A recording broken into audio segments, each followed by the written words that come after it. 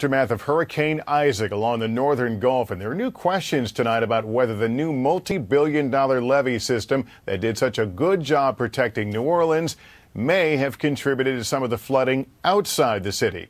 NBC's Gabe Gutierrez has our report. In St. Tammany Parish, the Pearl River is rising, and officials are considering whether to evacuate 5,000 homes before it crests tomorrow. We don't do this lightly because we don't want people out of their homes. We know what trouble it causes and concerns, but safety is first. Gerald Williamson has seen this before. During Katrina, his home had 6 feet of water. When you live by the water, sometimes you live in the water.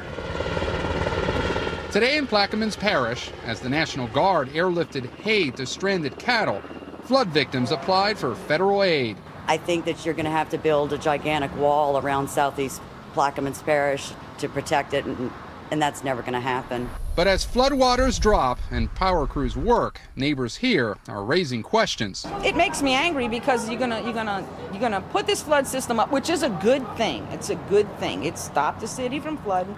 It's a good thing. But you're not going to worry about where you're pushing the water. That speculation is strongest in towns even closer to New Orleans, like Laplace, Lafitte, and Slidell, areas that have flooded before, but not like this.